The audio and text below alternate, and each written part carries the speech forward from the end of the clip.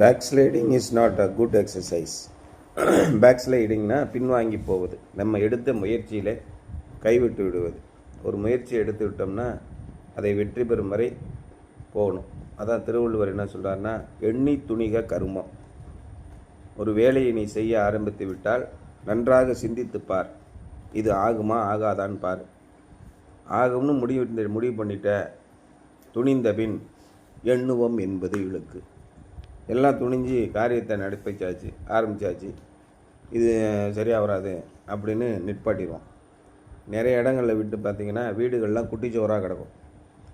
வேலையை ஆரம்பிச்சிருவான், கையில் காசு இருக்காது. அப்போ என்ன பண்ணுவான், இது சரியாக வராதுங்க அப்படின்ட்டு பாதியிலே நிற்கும். 15 வருஷமாக நிற்கும். அவனை பார்க்குறவெல்லாம் சிரிப்பான், ஏன் அது மாதிரி தேவையில்லாத வேலை, அவனால் முடியாதுன்னு தெரியுமில, எதுக்கு இப்படி பண்ண அப்படின்னு சிரிப்பாங்க.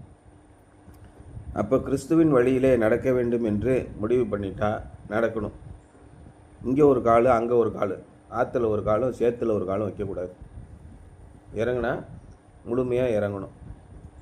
அப்போ இன்றைக்கி அதை பற்றி தான் சொல்கிறார் 1 யோவான் 3ஆம் அதிகாரம். அதில் என்ன சொல்கிறாருன்னா, அன்பு கூற வேண்டும், சகோதரனிடத்திலே அன்பு கூற வேண்டும் அப்படின்னு சொல்கிறார். சகோதரனிடத்திலே அன்பு கூற வேண்டும்னா சகோதரர்கள் எப்படி இருக்கணும் அப்படின்னு எழுதியிருக்கார். ஒரு சகோதரன் இருக்கான், ஏன் அப்படி இருக்கான் அப்படின்னு காட்டுறாங்க. அதை தெளிவாக எழுதுகிறாரு, என்ன நடக்கு அப்படின்னு. அம்மா அப்பாவோட சொத்தை 2 பேர் மட்டும் ஆட்டையை போட்டு திங்கிறது, மற்றவனுக்கெலாம் கொடுக்காம ரகசியமாக பண்ணுறது, பண்ணிவிட்டு அவங்களெல்லாம் ஏமாத்துறது. தாத்தா பாட்டியோட சொத்தை ஒருத்த மட்டும் ஆட்டையை போடுறது. இது எல்லாருக்குள்ளுமே நடக்குது. எல்லா குடும்பத்திலையுமே சகோதரர்கள் தோளுக்கு மேலே வளர்ந்தால் தோழன் அப்படின்னு சொல்லுவான். 16 வயசுக்கு மேலே பங்காளிம்மா. இது ஒரு பழமொழி நடக்குது. 16 வயசுக்கு மேலே ஆயிடுச்சுன்னா அண்ணன் தம்பி கிடையாது, பங்காளின்னு. ஏன்னா அவனுக்கு சொந்த இச்சை வந்துகிறது. மனுஷன் எதனாலே பாதிக்கப்படுகிறான்னா, சோதனை வருகிறது மனுஷனுக்கு. ஏன் சோதனை வருது அப்படின்னு கேட்டிங்கன்னா, அவனவன் தன் சொந்த இச்சையினாலே இழுப்புண்டு சோதிக்கப்படுகிறான். பாவம் செய்யாதீர்கள், பாவம் செய்கிற எவனும் இறைவனை கண்டதில்லை. எது பாவம்? இச்சியாதிருப்பாயாக. எங்கள் அம்மா அப்பாவோட சொத்து எனக்கு மட்டும்தான் வேணும் அப்படின்னு சொல்லி எங்கள் அம்மாவை போட்டு தள்ளிட்டு யாருக்குமே தெரியாமல் சொத்தை என் பேரில் எழுதிக்கிட்டா அது யோக்கியமா அப்படின்னு கேட்குறாரு. ஏன் அப்படி கொலை பண்ணா, ஏன் சகோதரனை கொலை பண்ணா அப்படின்னு எழுதியிருக்காரு. காயின் ஆபேலை கொலை பண்ணான்ல, ஏன் கொலை பண்ணா? காயினுடைய செயல் பொல்லாதது, ஆபேலுடைய செயல் நல்ல வகையிலாக இருந்ததுனாலே அவன் கொலை பண்ணான். தன் சகோதரனை பகைக்கிற எவனும் மனுஷ கொலைபாரனாக இருக்கிறான். ஏன் பகை வருது? அந்த சொத்து எனக்கு மட்டும்தான் வரணும், என் தம்பிக்கு தெரிஞ்சால் அவனும் பங்கு வைப்பான். அதனால் ஒன்று அவனுக்கு தெரியாமல் ரகசியமாக பண்ணணும். அதனால் அம்மாவை போட்டு தள்ளிடுவோம், கேட்டால் ஆஸ்பத்திரியில் செத்து போச்சுன்னு சொல்லிடுவோம். தம்பிக்கு தெரிஞ்சிச்சுன்னா அவனையும் போட்டு தள்ளிடுவோம் அப்படின்னு இருக்கான் இன்றைக்கி சமுதாயத்தில். சொத்துனால் எல்லா பிரச்சனையும் வருது. அதான் அவர் சொல்கிறாரு, ஏன் நம்ம இப்படி பிரச்சனையாக இருக்குது? ஒருவன் உலக ஆஸ்தி உடையவனாக இருந்து, அதில் சொல்கிறார் பாரு, அந்த காயின் ஆபேல் ஏன் கொண்டார் அப்படின்னு. பொல்லாங்கனால் உண்டாயிருந்து தன் சகோதரனை கொலை செய்த காயினை போல் இருக்க வேண்டாம். எங்கே சொத்து மேலே ஒருத்தர் தனிப்பட்ட வெறி இருக்கோ, எங்கள் தாத்தா பாட்டியோட சொத்துலாம் எவனுக்கும் தெரியாமல் நான் தான் வாங்கிப்பேன் அப்படின்னு சொல்லி ஒருத்தன் வாங்கிட்டு எல்லாரையும் பார்த்தா கிறுக்கனாக பார்க்குறான், நான் ஜெயிச்சிட்டேன் அப்படின்னு. இறைவன் மேலேருந்து பார்த்துக்கிட்டே இருக்கார். இந்த ஒரு படத்தில் வடிவேலு மரத்து மேலே உட்காந்துருப்பான், அவன் அங்கே போய் ஒளிஞ்சிருக்கான், இவன் இங்கே போய் ஒளிஞ்சிருக்கான்னு சொல்லுவான்ல, அது மாதிரி மேலேருந்து இறைவன் பார்த்துக்கிட்டே இருக்கார், அமைதியாக இருக்கார். ஏன்னா தெய்வம் நின்று கொள்ளும், அப்படியே அமைதியாக இருப்பார். உனக்குரிய காலம் வரும், அப்போ தப்பாமல் அடிப்பார். அப்போ தப்பிச்சிடலாம், மன்னிப்பு கேட்டு தப்பிச்சிடலான்னு நினைக்கிறாங்க. கிறிஸ்தவர்களுடைய எண்ணம் என்னென்னா, கடைசி நேரத்தில் போய் ஆண்டவரே என்னை மன்னிச்சுக்கோங்கன்னா ஆண்டவர் மன்னிச்சிடுவார்னு நினைக்கிறான். மோசம் போகாதிருங்கள், அட பாவிங்களா, ஏமாந்துறாங்கடா. மனுஷன் எதை விதைக்கிறானோ அதை அறுப்பான். நீங்கள் கெட்டது செஞ்சீங்கன்னா அந்த நேரத்தில், பொல்லாங்கான நேரத்தில் தேவன் ஆகடியம் பண்ணுவாராம். மாட்டினியா அப்படின்னு சொல்லி சிரிப்பாராம். ஆண்டவர் அவர்களை பார்த்து நகைப்பார்.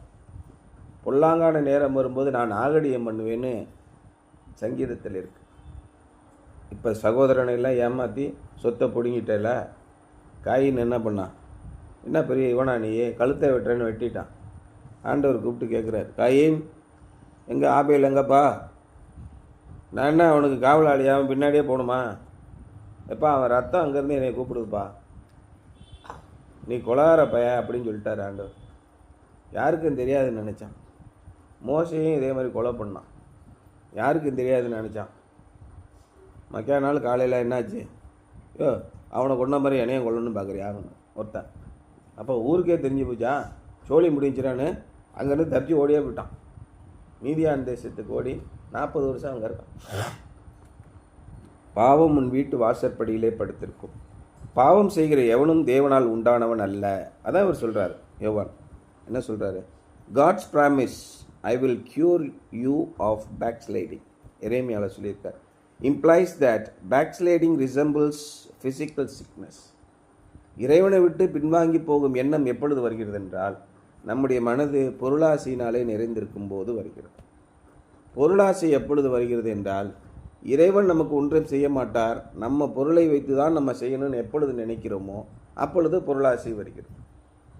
இறைவன் எல்லாவற்றையும் செய்து விடுவார், இந்த பொருள் ஆஸ்தி சொத்து எல்லாம் இறைவன் கொடுத்த பிச்சை என்று எவன் நினைக்கிறானோ அவன் இறைவனையே நம்பிக்கொண்டிருப்பான். பொருளாசை வராது. அடுத்த அவன் வச்சுங்க, அவன் வச்சுட்டு போகிறான், நமக்கு எதுக்கு சார், வேணாம் சார், இருக்கிறது போதுங்க. இறைவன் நிம்மதியை கொடுத்துருக்கார்ல. ஒரு மனிதனுக்கு 1 கோடி ரூபா பணம் கொடுத்துட்டாரு, 80 லட்ச ரூபாய்க்கு கிட்னி ஆப்ரேஷன் பண்ண வேண்டியிருக்கு. அதுக்கு பேசாமல் 20 லட்ச ரூபாயோட இருக்கலாம்ல. இதுதான் இறைவனுடைய தீர்ப்பு. நம்ம ஓடி ஓடி உழைக்கிறோம், நிறையா பொருள் ஈட்ட வேண்டும், ஒரு காருக்கு 2 கார் வாங்க வேணும், நல்ல வசதியான இடத்துல பொண்ணு கேட்க வேணும், பொண்ணு வீட்டில் 150 பவுன் வாங்கணும். இதெல்லாம் நினச்சி எல்லாத்தையும் சுரண்டி தின்னுவிட்டு கடைசியில் போய் ஆக்சிடெண்ட்டில் கார் 2ஆக பொழந்துருச்சுன்னா என்ன பண்ணுறது? இறைவனுக்கு பயப்படும் பயம் உள்ளே இருக்க வேண்டும். பாவம் செய்கிற எவனும் பிதாவினால் உண்டானவன் அல்ல அப்படின்னு தெளிவாக சொல்லியிருக்காரு. ஏன்னா இவர் யார்? இந்த யோவான் யார்? இயேசு கிறிஸ்துவின் மார்பிலை சாய்ந்து கொண்டிருந்து அவருக்கு மிகவும் பிரியமாக இருந்த ஒரு சீடன் இல்லையா? இயேசு கிறிஸ்துவோட கடைசி தம்பின்னு கூட சொல்கிறாங்க. அந்த மாதிரி அவர் தெளிவாக சொல்லுகிறார். ஆண்டவரோடு நெருங்கி பழகினவர். மற்ற சீடர்கள் எல்லாம் கொஞ்ச காலம் பழகினாங்க, கொஞ்ச காலம் பழகிட்டு இருந்தாங்க. இவர் சின்ன பிள்ளையிலேருந்தே அவரோட இருக்கார். இயேசு கிறிஸ்துவோடைய மற்ற சகோதரர்கள் சகோதரிகள் நிறைய பேர் இருந்தாங்க. அவங்களாம் இயேசுவை நம்பலை. அவரும் என்னன்னே தெரியாது. எங்கள் அம்மா கல்யாணத்துக்கு முன்னாடியே அவன் பிறந்துட்டாங்க. எங்கள் அம்மா அப்பாவும் கல்யாணம் பண்ணுறதுக்கு முன்னாடியே அந்த ஆள் பிறந்துட்டான். அவன் அசிங்கமானவங்க, எங்கள் அம்மாவும் மோசமானவன் நினைக்கிறேன். இப்படி எண்ணத்தில் இருந்தாங்க. பரிசுத்த ஆவியினாலே அவர் கன்னிமரியாளிடத்தில் உற்பவித்து பிறந்தார் என்ற நம்ம விசுவாச பிரமாணத்தில் இருக்கிறத அவங்க நம்பலை.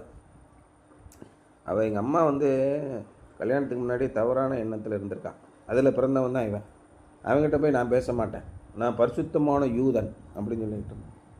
அதான் இயேசு கிறிஸ்துவின் வாழ்க்கை வரலாறுன்னு மத்தேயுவில் இருக்குது. யார் இடத்துல பிறந்தான்? தாவீது ராஜா இன்னொருத்தன் பொண்டாட்டிக்கு போனான், அவனுடைய வழியில். ராகாம்னு ஒரு வேசி இருந்தால் அவனோட வழியில். அதுக்கு முன்னாடி தாமாரன்னு ஒருத்தி இருக்கா, அண்ணன் தங்கச்சியை கெடுத்துவிட்டான் அந்த வழியில். இப்படியே வந்துக்கிட்டு இருக்கு. பெரிய யோக்கியம்லாம் கிடையாதுடா, மனித குலம் யோக்கியம் கிடையாது, நான் வந்த இடமே யோக்கியம் கிடையாது, அதனால் யாரையும் குற்றவாளி என்று தீர்க்காதீர்கள், எல்லாரும் கீழே விழக்கூடியவர்கள் அப்படின்னு சொன்னார். அப்போது பின்வாங்கி போவதில் என்ன இருக்கிறதுனா இதெல்லாம் முதல்ல தெரிஞ்சுக்கோங்க. இயேசு கிறிஸ்துனா யார், அவர் என்ன சொல்கிறார், இதுதான் அவருடைய நியாயம். கிறிஸ்தவன் ஆன பின்பு மறுபடியும் பொருளாசி உள்ளவனாகி, மறுபடியும் தன்னுடைய சகோதரனை கொலை செய்தவனாகி, சகோதரனை ஏமாற்றி தாயை கொலை செய்து இப்படி பின்வாங்கி போவதற்கு பதிலாக நீ முன்னாடியே வராமல் இருக்கலாமே. சரி, இப்போ என்ன பண்ணுறது? பின்வாங்கி போயிட்டேன், ஆண்டவருடைய கருணைக்காக கெஞ்சி. பின்வாங்கி போவது என்பது ஒரு நோய் ஏற்படுவது போல.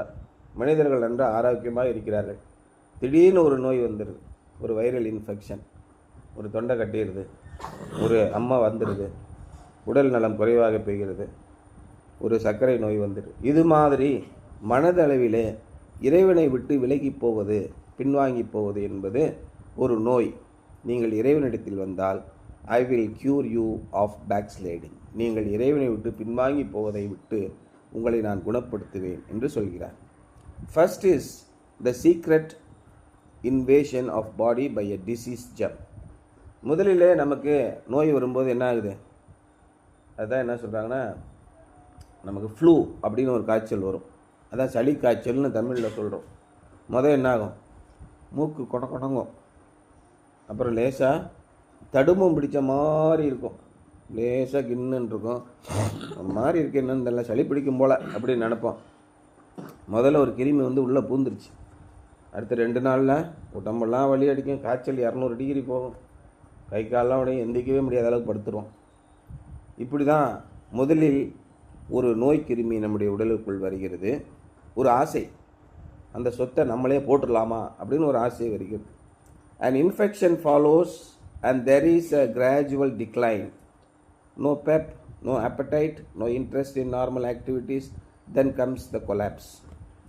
ஒன்றா வருது, நோய் கிருமி போகுது, அடுத்து பசிக்க மாட்டேங்குது, ஆரோக்கியம் இல்லை, நார்மலாக செய்ய வேண்டிய வேலைகள்லாம் செய்ய முடியல, கொஞ்சம் நேரம் படுத்துட்டு அப்புறமா வாரேன் அப்படின்னு போயிடுது. கடைசியில் என்ன ஆகுது?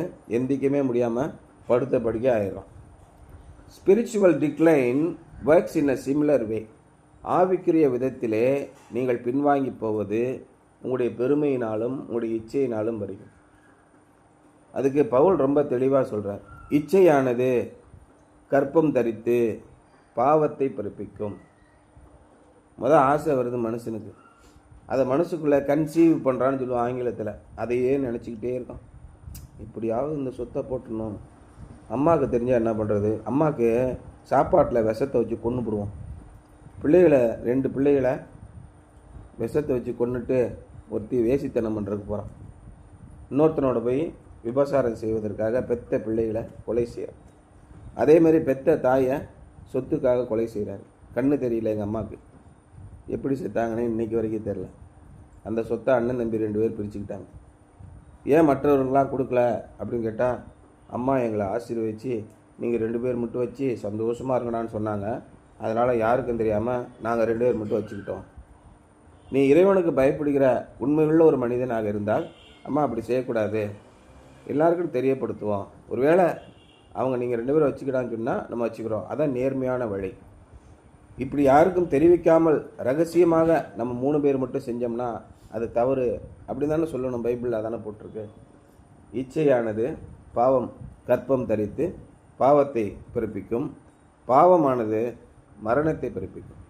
மரணம் என்றால் இறைவனோடு வாழ முடியாத, இறைவனை விட்டு பிரிந்து போகிற ஒரு வாழ்வு. அதான் இங்கே நடக்குது. No appetite, no interest in normal activities, then comes the collapse. இறுதியிலே இறைவனை விட்டு விலகி போகிறார்கள். எத்தனையோ முறை வாங்க சர்ச்சுக்கு வாங்க அப்படின்னு கூப்பிட்றாங்க, சர்ச்சுக்கு நான் வரமாட்டேன் அப்படின்னு சபையை விட்டே ஓடி விட்டார்கள். ஏன்? மனசு குத்துது, நான் செய்தது மனசு குத்து, என்ன பண்ணுறது? அப்போ காயின் என்ன பண்ணான்? ஓடிட்டான். என்னை பார்க்குறவன் என்னை கொண்டு போடுவான், நான் இங்கேருந்து ஓடி போயிடுறேன், ஓடிட்டான். தேவனுடைய சமூகத்தை விட்டு ஓடிவிட்டான். இறைவனிடத்திலே வரக்கூடிய ஆசீர்வாதம் எல்லாவற்றையும் விட்டு ஒரு முதலமைச்சர் ஸ்டாலின் இருக்கார், அவர் என்னை வீட்டில் கூப்பிட்டு வச்சுருக்கார். அதில் இருக்கிற ஒரே ஒரு கார் எனக்கு ரொம்ப பிடிச்சிருச்சு. அந்த காரை மட்டும் எடுத்துகிட்டு நான் ஓடி போயிட்டேன்னா என்னை மாதிரி ஒரு பைத்தியக்கார பையன் எவன் இருப்பான், ஒரு முட்டா பையன் எவன் இருப்பான்? இங்கே இருக்கிற எந்த காரை வேணும் நீ எடுத்துக்கலாம், நீ யாரை கூப்பிட்டு என்ன சொன்னாலும் அவன் உனக்கு வேலை செய்வான், முழு அதிகாரத்திலே என்னுடைய பிள்ளையாருன்னு முதலமைச்சர் ஸ்டாலின் கூப்பிட்டு அவர் வீட்டில் வச்சுருக்காரு. அங்கே இருக்கிற ஆடி கார் மட்டும் எனக்கு பிடிச்சிருக்கு, அந்த காரை மட்டும் எடுத்துகிட்டு நான் ஓடி போயிட்டேன்னா என்னைய மாதிரி கிறுக்கு பையன் இருப்பான். அதைத்தான் காயின் செய்தார். எல்லா ஆசீர்வாதத்தையும் கொடுத்தார், ஆனால் இறைவனுடைய சமூகத்தை விட்டு ஓடிவிட்டான். இன்றைக்கி நம்முடைய சகோதரர்கள் அதைத்தான் செய்கிறார்கள். பரிதபிக்கப்படத்தக்க நிலையில் இருக்கிறார். அவர்களை நாம் நேசிக்க வேண்டும், அவர்களுக்கு உண்மையை சொல்ல வேண்டும். ரொம்ப கொடூரமான இடத்துக்கு போயிட்டாங்க. இந்த உலகப் பொருள் மேல் இச்சை வைத்து, இச்சையானது கற்பந்தரித்து பாவத்தை பிறப்பித்தது. இப்பொழுது இறைவனிடத்திலே இல்லாமல் கட்டி பூடிடா ஒரு டான்ஸை போட்டு இன்ஸ்டாகிராமில் போட்டுக்கிட்டு இருக்கோம். இறைவனுடைய வாக்குத்தத்தம், இறைவன் உன்னை ஆசீர்வதித்தது எங்கே? எனக்கு எங்கள் அண்ணன் பாடின பாட்டு இன்னும் ஞாபகத்திலே இருக்குது. என் மீட்பர் உயிரோடிருக்கையிலே என்ன குறை உண்டு நீ சொல் மனமே, +2 முடித்த அப்புறம் ஒரு காலேஜில் இடம் கிடைக்கல. தினமும் காலையில் சாயங்காலம் மதியானம் நினைக்கிற நேரம் இந்த பாட்டையே பாடிக்கிட்டு இருக்கான். அவனுக்கு டாக்டர் சீட்டு கொடுத்தாரு ஆண்டவர். இப்போ ஆண்டவர்னா யார்? ஆண்டவராவது பேண்டவராவது போடான்ட்டு போயிட்டான். இறைவன் ஒரு ஆசீர்வாதத்தை உனக்கு கொடுத்து விட்டால் அதை திரும்ப வாங்க முடியாது. சாலமோனுக்கு ஆண்டவர் என்ன கொடுத்தாரு? ராஜாதி ராஜாவாக உலகம் முழுவதும் மிகப்பெரிய ராஜா, மிகப்பெரிய ஞானம், மிகப்பெரிய செல்வம், மிகப்பெரிய சம்பத்து. கடைசி வரைக்கும் இறைவனை விட்டு விட்டு சினிமாவையும் மற்ற தெய்வங்களையும் தொழுது கொண்டான். நாசமாக போனான். அவன் குடும்பம் நாசமாக போச்சு. ஆனால் அவனுக்கு கொடுத்த ஆசீர்வாதத்தை இறைவன் திரும்ப வாங்கவே இல்லை. இப்படி தான் இறைவனை விட்டு பின்வாங்கி போகிறார்கள். மீண்டும் இறைவனிடத்தில் வந்தால் அந்த நோயை நான் நீக்குகிறேன் என்று சொல்லுகிறார். Spiritual decline works in a similar way. First, sin invades us. Instead of fighting it, we yield to it. முதலில் நோய் வருகிறது. அதே மாதிரி பாவத்திற்கும் நம்முடைய ஆத்மா வாழ்க்கைக்கும் ஆசை வருகிறது. இதை செஞ்சிரோமா, அதை செஞ்சிரோமா, ஆண்டவரே இதை செய்யணும் என்று என் மனதிலே தோன்றுகிறது, இது நியாயமா அப்படின்னு முழங்கால் படிக்கிட்டிங்கன்னா பாவம் ஓடிவிடும் இல்லையா? அதுதான் ரொம்ப முக்கியம். இன்ஸ்டெட் ஆஃப் ஃபைட்டிங் இட், அதை எதிர்த்து போராடுவது பதிலாக வி ஈல்டு டு இட், நாம் என்ன பண்ணுறோம்? அதற்கு இணங்கி செல்கிறோம். அண்ட் தென் இன்ஃபெக்ஷன் செட்ஸ் இன், அப்பொழுது அந்த ஆதிக்கம் அதிகமாகிறது. a gradual decline follows. படிப்படியாக ஆண்டவருடைய சமூகத்தை விட்டு விலகி போய் ஒரு முதலமைச்சரின் வீட்டில் இருந்து அனைத்து செல்வங்களையும் அனைத்து அதிகாரங்களையும் அனுபவிப்பதை விட்டுவிட்டு ஒரே ஒரு ஓட்டக்காரை எடுத்துக்கொண்டு ஊரை விட்டே ஓடுகிறோம், காயினை போல. A gradual decline follows. We lose our appetite for spiritual things. We become listless and irritable and finally we collapse. இப்படியே நாம் போய் கடைசியில் தேவனுடைய ராஜ்யத்தை விட்டே வழிவிலகி போகிறோம். இந்த மாதிரியான எந்த எண்ணமும் எந்த சிந்தனையும் உங்களுக்குள் வாழ்நாள் முழுவதிலும் வரக்கூடாது. இப்படித்தான் நம் தேவனை விட்டு வழிவிலகி போகிறோம். நீங்கள் எப்பொழுதும் ராஜாதி ராஜாவுடைய அரண்மனையிலே இருக்க வேண்டும். 3 வேளையும் ராஜ உபசாரம் உங்களுக்கு கிடைக்கும். 3 வேளையும் ராஜ அதிகாரம் உங்களுடைய கையிலே இருக்கும். நீங்கள் சொல்வதை யாருமே மீறி நடக்க முடியாது. ஏன்னா நீங்கள் ராஜாதி ராஜாவின் பிள்ளைகள். இன்றைக்கி முதல் வசனம் என்ன சொல்லுது பாருங்க. 1 யோவான் 3ஆம் அதிகாரம் முதல் வசனம் என்ன சொல்லுது பாருங்க.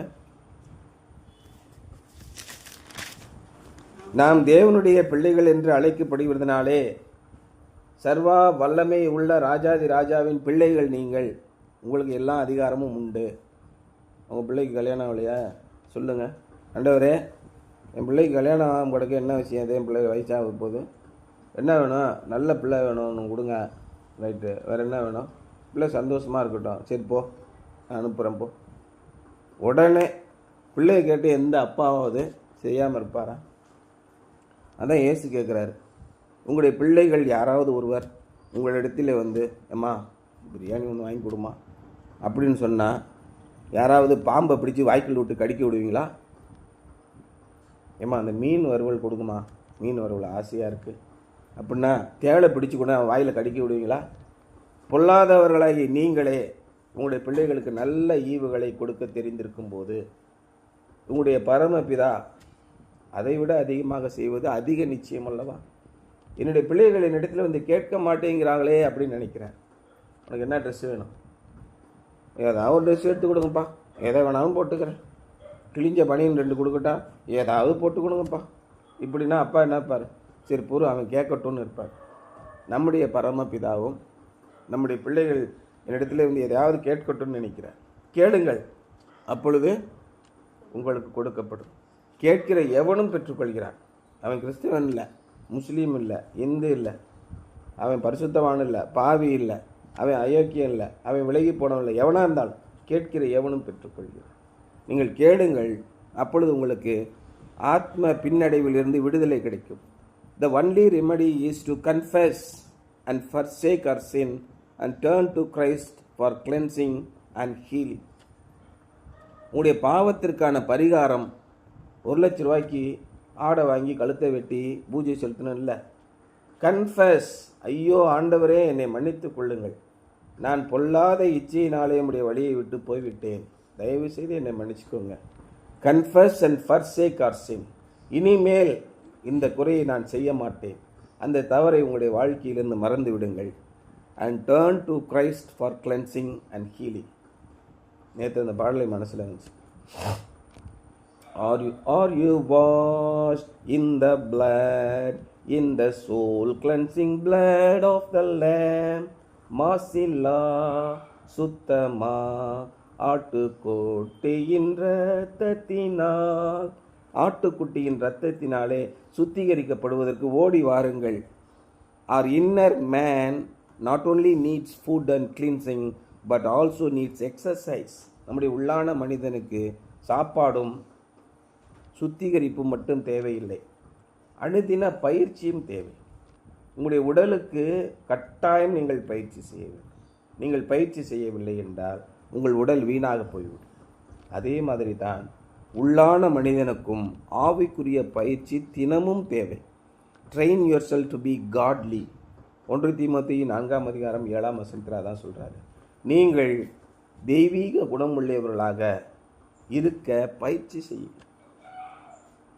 பவுல் சொல்கிறார், தன்னுடைய பிள்ளையாக நேசித்த தீமோத்தேயுவுக்கு சொல்கிறார், தினமும் நீ பயிற்சி செய் அப்படின்னு சொல்கிறார். People who eat but do not exercise will become overweight. தின்னுபிட்டு படுத்துக்கிட்டு கட்டிலேயே கிரைண்டிங் மிஷின் மாதிரி ஓடிக்கிட்டு இருக்கவங்களுக்கு என்ன ஆகும்? உடல் வீணாக போய்விடும். நீங்கள் உடற்பயிற்சி செய்ய வேண்டும். உடற்பயிற்சி செய்தால்தான் ஆரோக்கியமாக இருப்பீர்கள். People who exercise without eating will kill themselves. நிறைய பேர் பார்த்துருக்கேன், இந்த எக்ஸசைஸ் பண்ணுறதுல ரொம்ப ஆசைப்பட்டு சோத்துக்கே வழி இருக்காது, அங்கே போய் மாங்குன்னு எக்ஸசைஸ் பண்ணிகிட்டு இருப்பான். கடைசியில் இந்த ஓனா மாதிரியே இருப்பான். அப்படி செய்யக்கூடாது. உணவும் தேவை, உடற்பயிற்சியும் தேவை. There must be proper balance. Spiritual exercise for us believers includes sharing Christ with others, doing good works in Christ name and helping to build up other believers. இந்த ஆவிக்குரிய பயிற்சியில் என்பது நீங்கள் பெற்றுக்கொண்ட ஆசீர்வாதத்தை மற்றவர்களுக்கு சொல்ல வேண்டும். எங்கே நம்மகிட்டே ஒரு ஆசீர்வாதம் இல்லை, அப்புறம் எங்கே போய் பகிர்ந்துக்கிறது? இந்த நிலைமையில் இருந்தால், இறைவனிடத்திலிருந்து சொந்த அனுபவமே இல்லை என்றால் எப்படி பகிர்ந்து கொள்வீர்கள்? இது ரொம்ப முக்கியம். இறைவனோடு வாழ்ந்து +2 பரீட்சையில் பாஸ் பண்ணி 80% மார்க் வாங்கினாதான் காலேஜுக்கு போக முடியும். +2 பரீட்சையை எழுதாமல் காலேஜுக்கு எப்படி போகிறது? அப்போ உங்களுக்கு ஏற்படுகிற நேரிடுகிற சோதனைகளில் இறைவனை பற்றி கொண்டு வெற்றி பெற வேண்டும். நான் எப்படி வெற்றி பெற்றேன் என்பதை மற்றவர்கள் கேட்பார்கள். ஐஏஎஸ் பரீட்சையில் பாஸ் பண்ணிட்டா மைக்கு கொண்டு வந்து வாய்க்குள்ள திணிச்சிருவான். நீங்கள் எப்படி பாஸ் பண்ணீங்க, நீங்கள் எப்படி பாஸ் பண்ணீங்கன்னு அவர் கதையாக விடுவார் அவருடைய அனுபவத்தை. அது மாதிரி உங்களுடைய வாழ்க்கையிலே பெரும் போராட்டங்களிலே நீங்கள் வெற்றி பெற்றால் அதை நீங்கள் மற்றவர்களுக்கு சொல்வது கிறிஸ்துவ பயிற்சியிலே, ஆத்மீக பயிற்சியிலே ஒன்று.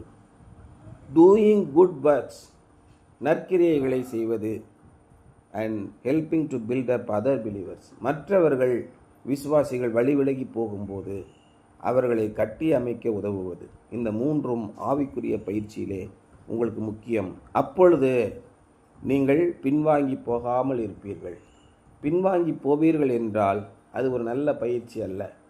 திரும்பவும் இறைவனிடத்திலே வாருங்கள், அவரிடத்திலே மன்னிப்பு கேளுங்கள், உங்களுடைய பாவங்களை மறந்திடுங்கள், அவரோடு சேர்ந்திடுங்கள் என்பதுதான் இன்றைய சிந்தனை. What opportunities for spiritual exercise did you encounter during this past week? உங்களுக்கு ஆவிக்குரிய பயிற்சிக்காக என்னென்ன விதமான சந்தர்ப்பங்கள் உங்களுக்கு கிடைத்தன போன வாரத்தில் அப்படின்னு கேட்குறேன்.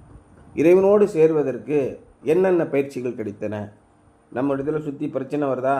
ஆஹா வந்துட்டாயா, ஓடு சர்ச்சுக்கு போய் முழங்கால் படிட்டு ஆண்டவருடைய சமூகத்திலே சாஷ்டாங்கமாக விழுது ஆண்டவரிடத்தில் கேளுங்கள். ஆண்டவர் வெற்றி கொடுப்பார். ஜெயிச்சிட்டேன், வெற்றி வெற்றி வெற்றி வெற்றி உண்டு, வெற்றி உண்டு, வெற்றி உண்டு, வெற்றி உண்டு. எங்கே வெற்றி உண்டு? ஆண்டவருடைய பாதத்திலே வெற்றி உண்டு. இப்படி நீங்கள் பயிற்சி செய்து கொண்டே இருந்தால் உங்களுடைய வாழ்க்கை முழுவதும் வெற்றிகரமாக இருக்கும். தோல்வியே இருக்காது, சோதனைகள் இருக்காது, மனவேதனைகள் இருக்காது, எனக்கு கிடைக்கவில்லை என்ற தவிப்பு இருக்காது. எல்லாவற்றையும் இறைவன் பார்த்துக்கொள்வார். நிச்சயமாக வெற்றி கிடைக்கும் என்பதுதான் இன்றைய தியானம். சரியா?